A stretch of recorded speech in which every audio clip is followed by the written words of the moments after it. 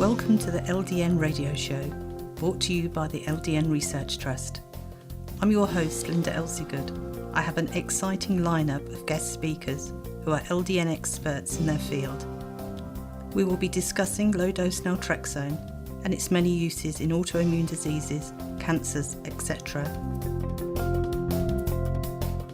Thank you for joining us. This show is sponsored by Med Studio, who are a privately owned medical clinic that specialises in helping women and men with moderate to severe symptoms of menopause and andropause, using bioidentical hormones and other therapies to relieve symptoms, restore balance, and to dramatically improve their quality of life. Visit medstudio.com or call 952 807 0415.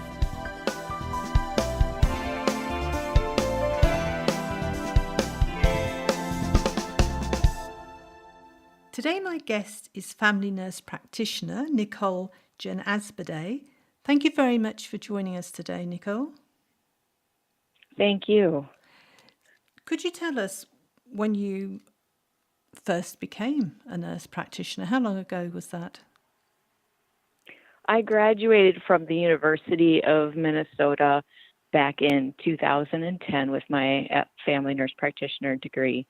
And I've been interested in medicine since I was an adolescent due to my own personal health. I had severe asthma as a child and was intubated or put on a ventilator 6 different times from the age of 12 to 21. So I learned at a young age the value of holistic medicine. Mm-hmm. So when you were qualified, what happened next? I've always tried to incorporate a holistic approach to my patient care. And in 2010, when I became a family nurse practitioner, I went and did primary care for a while and urgent care, and then found my niche at Med Studio, which is a clinic that incorporates holistic care for our patients, and we specialize in addressing symptoms of andropause and menopause. We also provide holistic assessments and recommendations for patients to have food sensitivity testing or micronutrient testing, and a lot of lifestyle coaching to empower our patients to own their own health and become an advocate for a healthy lifestyle. Mm-hmm. And how do you implement a healthy lifestyle for somebody who hasn't eaten correctly, is overweight, doesn't exercise, doesn't take any supplements or look after themselves in any such way? You have to start with baby steps. I think that if you give too many assignments to a patient, they're going to become overwhelmed and not even take that first step. Mm-hmm. So you need to have open communication with your patient and discuss things that they're willing to do to start off with. And I am a firm believer that when you start down that path of taking ownership of your health and making healthier lifestyle choices, that it encourages you to make more and more in that direction, because you start seeing the difference and start feeling better, and it just then spurs one on to continue to make those healthy choices. So I would talk with somebody that is, nutritionally deficient and lacking in exercise and, probably having a lot of mood issues too, to just see where a good starting point is, and then provide some of the accountability that's needed when requiring some of these lifestyle changes, so that they feel that, we're there to encourage them and cheer them on for better lifestyles. Mm-hmm. What conditions do you normally treat in your practice? Well, as I mentioned earlier, we see a lot of women and men that are dealing with symptoms of andropause and menopause. But what can be seen with a lot of those things is side things that affect their overall health as well. We'll see patients with autoimmune conditions such as Hashimoto's, even fibromyalgia, irritable bowel syndromes, chronic pain, adrenal fatigue, depression, cancer prevention or prevention of reoccurrence, tremors, and anti-aging as well. Mm-hmm. And how do you implement LDN? I mean, is it one of the tools in your toolbox that you always use, or do you look for certain patients to prescribe it for? Typically, certain patients, I feel that when a patient gets more hormonally balanced, that a lot of, or some patients may not require LDN. But if we get their hormones balanced and they're still having health issues, if they are still having issues with depression despite getting their hormones in a better place, then I would recommend LDN to them. And like I said, with the previous listed indications as well, if anybody has those indications, it would be something that I bring up at an earlier stage with them.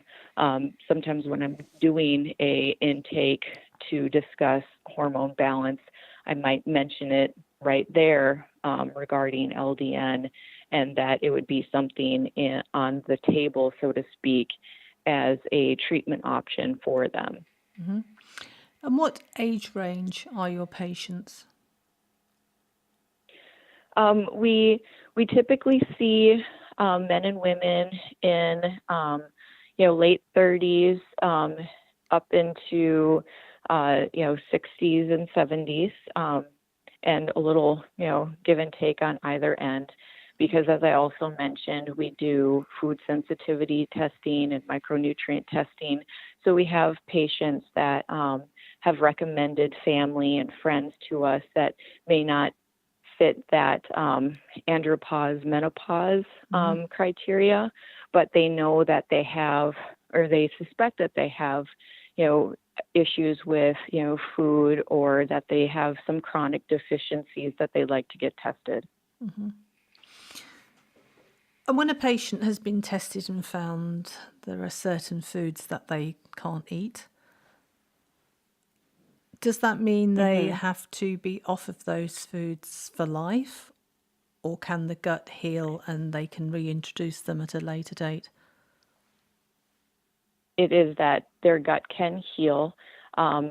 As I'm sure you're aware, being the LDN expert that you are, there's been great studies that have been done incorporating LDN with patients that have inflammatory bowel diseases. So they could incorporate LDN into a lifestyle modification where they do complete avoidance, anywhere between 3 to 6 months to just get their gut to heal. And then they can slowly reintroduce these foods and see if additional symptoms develop if they do. And then if they notice any change in symptoms, it's up to that patient to kind of decide, is this a food that I want to try to incorporate back in, or is it better for me to just practice avoidance throughout the rest of my life? Or should I look at cycling this food, eating it only every week or two, and then abstaining it on or from off days? That's something I hadn't thought of. And that works, does it? Just having it occasionally as a treat, I guess. Mm-hmm. That would be easier so then they're to not stick getting to. Yeah, because then they're not getting that constant exposure where they could have an inflammatory response to that. If it's just an occasional treat every so often, the body, as we know, can, defend those occasional, stressors. But if we're constantly exposing our body to that, then, that inflammation load can be that straw that broke the camel's back when you have other things going on, a big stressor in your life or other unforeseen circumstances that can cause then flares of chronic diseases and so forth. Which foods do you find people are most likely to be sensitive to? Gluten can be one of them, but I've also been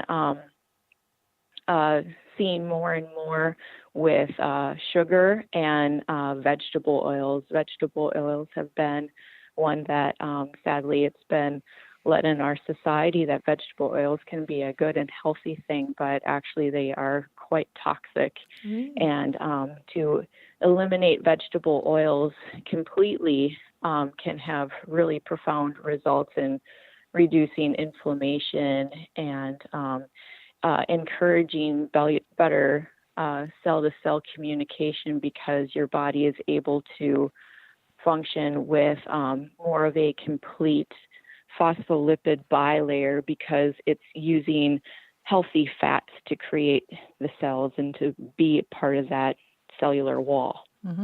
So which... There's a sorry. No, carry on. I was just going to say there's a fascinating book that I read called Deep Nutrition by Catherine Shanahan, and she goes into why your genes need traditional foods in order to create a healthy lifestyle. So what fats should we be eating? Which ones shouldn't we be eating?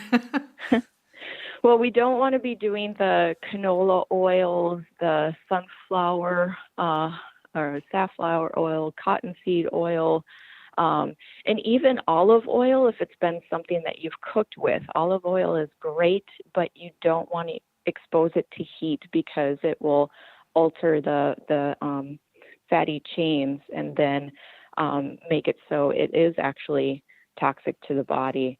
You'd want to be using olive oil only if you're adding it to a salad or not applying any heat. Otherwise, coconut oil is great for medium heat.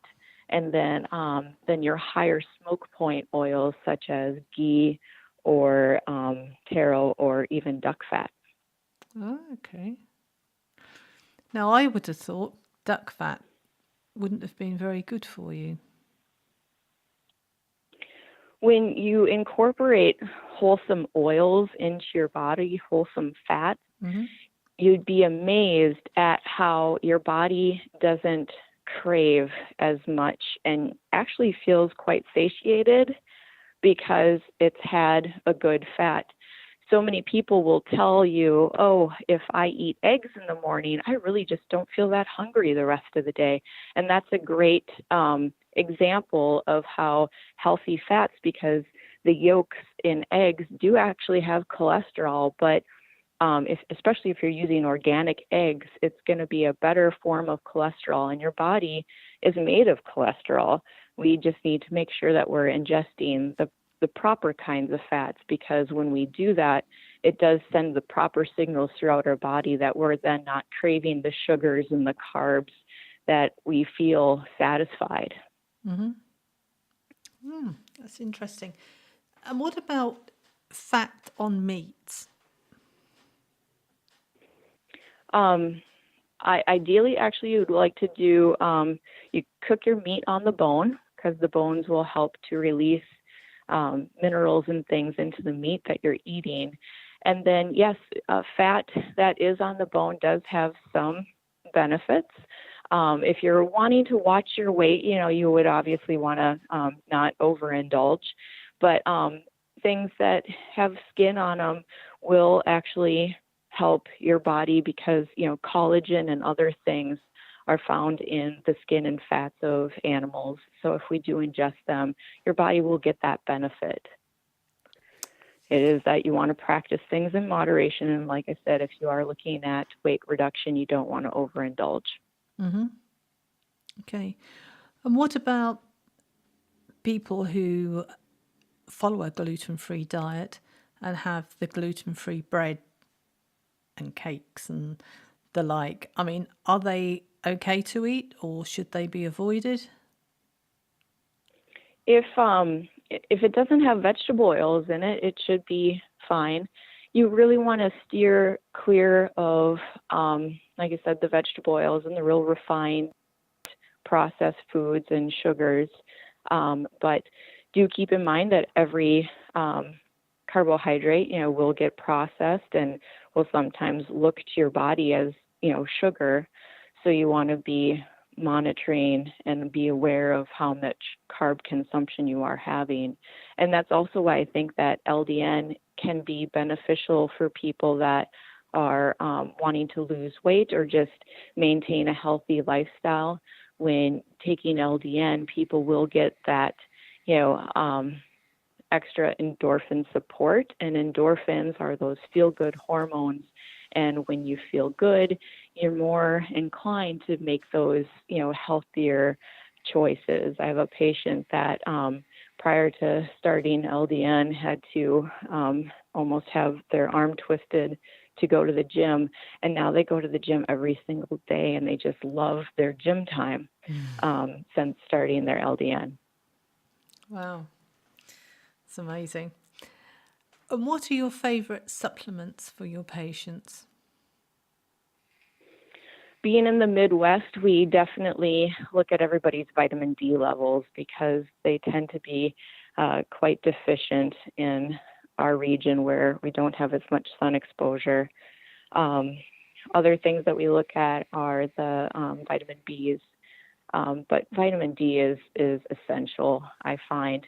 And then I tell people that because our foods tend to be picked before they're ripened, and then they can sit at the grocery store for a while, and then they're in our refrigerator for how long, that the overall nutrition or, vitamin and mineral quality is lower than what it used to be, even 20, 30 years ago. So I do recommend a high quality supplement multivitamin in general for a lot of patients, and then would encourage the healthy, omega-3s, essential fatty acids, and probiotics as well. Mm-hmm. And do you use herbs in your practice? From time to time, definitely. There's a lot of great benefit for that. We tend to do more with hormones like melatonin and DHEA as well for a lot of patients.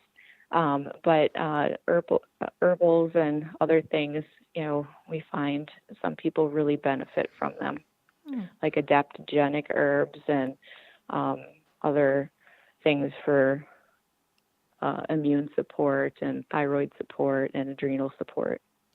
You mentioned melatonin there. I thought that was used, I've used it myself when I've been jet lagged to help me go to sleep. Mm-hmm. What is it used for mainly?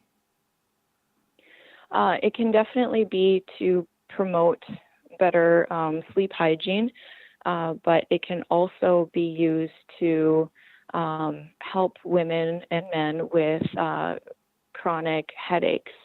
I had read a study where 3 milligrams of melatonin each night was proven to be more effective than amitriptyline. Wow. And that I thought was an amazing way to support your patients naturally, and then as a side benefit, get better sleep too. I mean, melatonin is something your body produces itself, I believe, isn't it? It is, but as we age, all of our hormones tend to decline. Mm-hmm. There's such a thing as a term of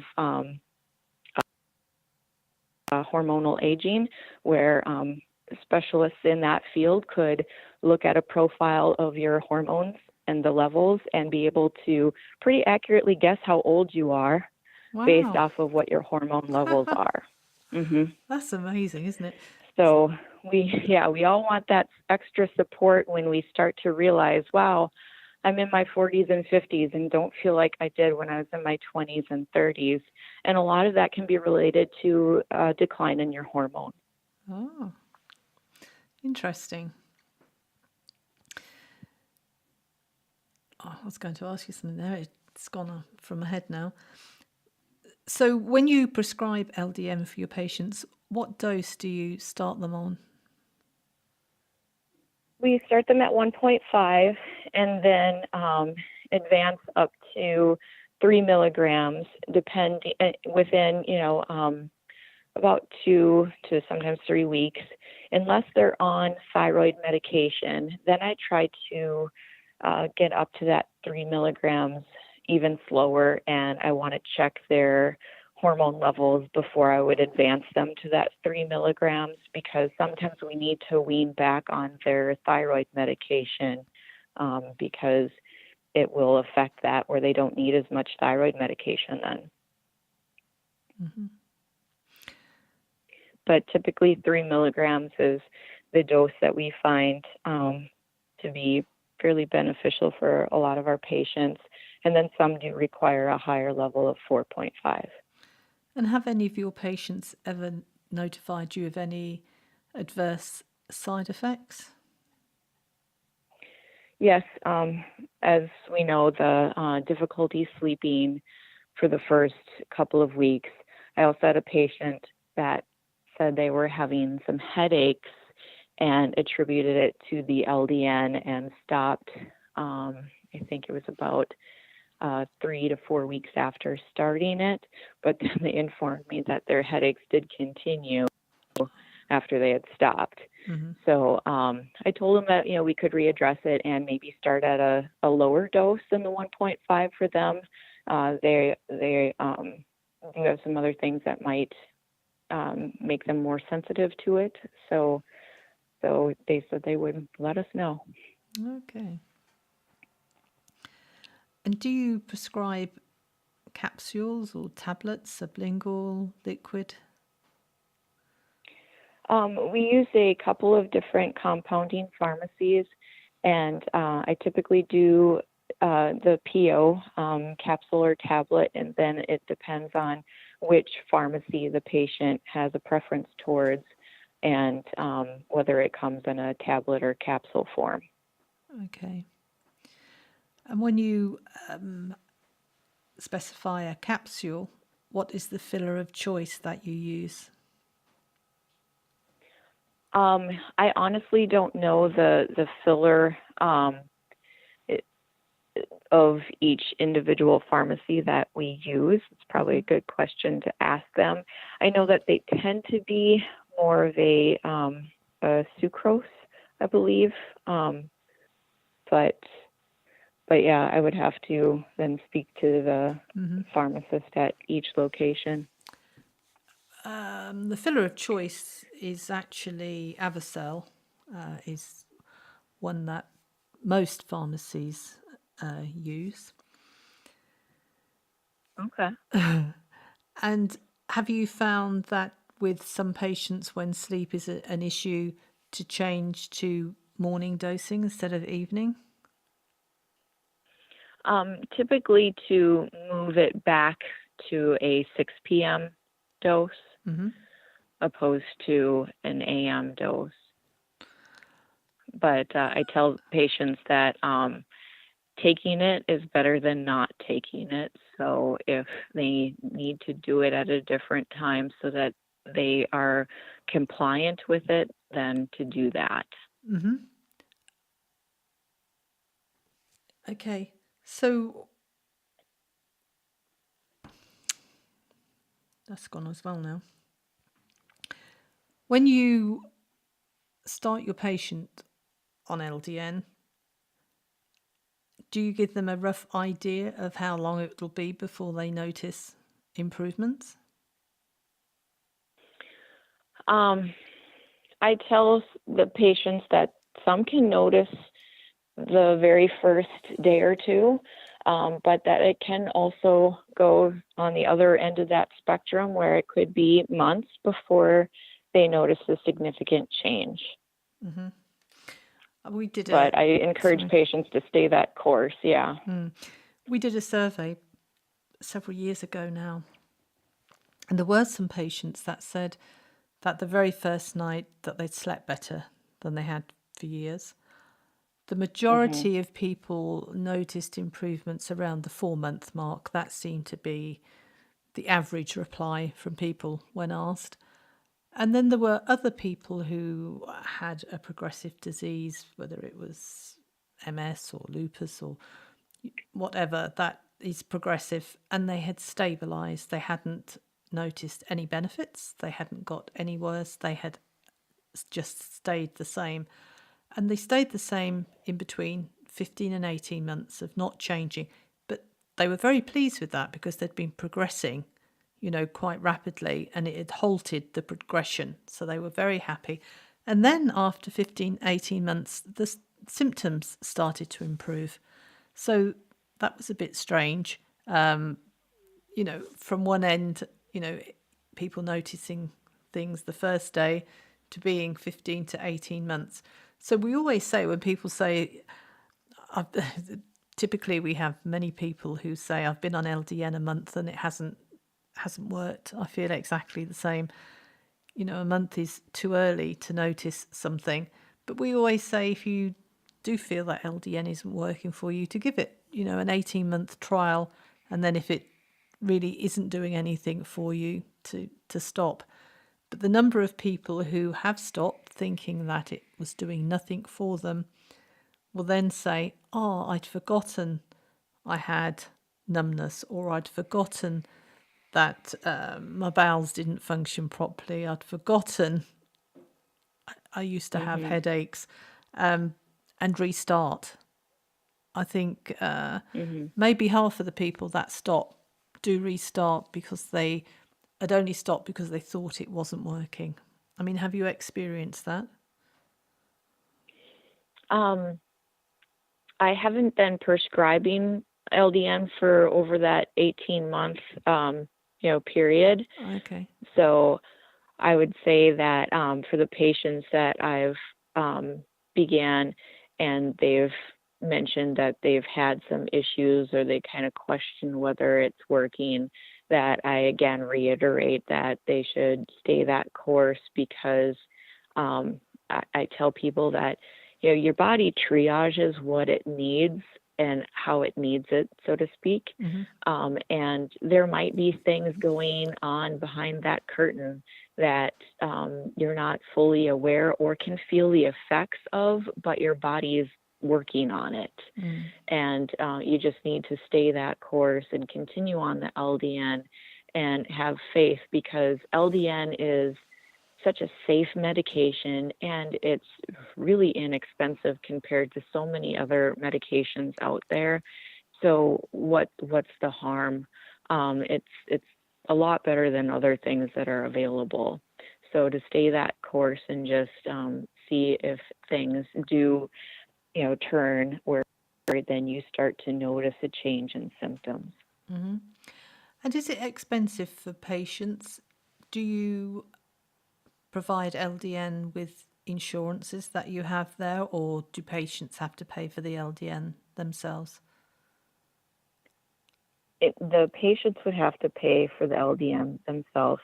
It's typically not insurance covered medication since it's considered, kind of a complementary or holistic medication since it's an off-label use. Mm-hmm. Um, so people will have to go to compounding pharmacies and get their prescription filled and pay for it out of pocket. But it tends to be around $30 a month without shipping costs. Mm-hmm. Compounding pharmacies I tend to ship out where patients are at because there aren't that many at your local, corner. So the shipping charge will, add to that. Mm. Okay. And if patients want to make an appointment to come and see you, how do they contact you? We have 2 locations. one in Minnetonka, Minnesota, the other in Oakdale, Minnesota.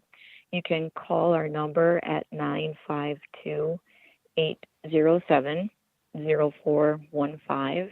And we have a website, www.medstudio, so medstudio.com, no dashes or spaces, and all lowercase lettering. And is there a waiting list, or is it easy to get an appointment? Appointments are, scheduled on, by appointment only. So you would just call in, and we try to be as flexible as we can, knowing that people have different schedules and so forth. But we do have business hours between 8 to 6. And then, like you said, appointments for consultations, which are free, or, if you choose to go forward with hormone replacement therapy and do appointments with that, that's by appointment as well. And how many doctors and nurse prescribers are there in the Med Studio clinic? We have 3 nurse practitioners. Okay. And do they all prescribe LDN? Yeah. Okay. I was the one to kind of initiate things and get them exposed and educated to that. So wonderful. Well done, you. It is easier when one colleague tells another, isn't it? And you're there to help and support, which is always a really good thing. Well, thank you very much for having been my guest today. I've really enjoyed talking to you. Thank you, and likewise for your insight and wisdom. Oh, thank you.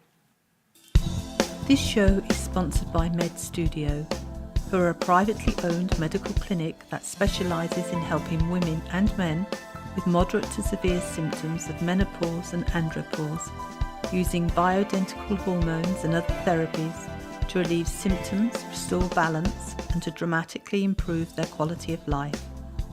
Visit medstudio.com or call 952 807 0415.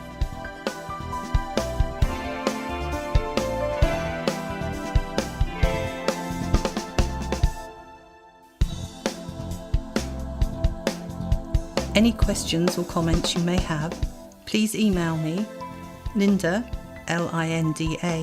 at ldnrt.org. I look forward to hearing from you.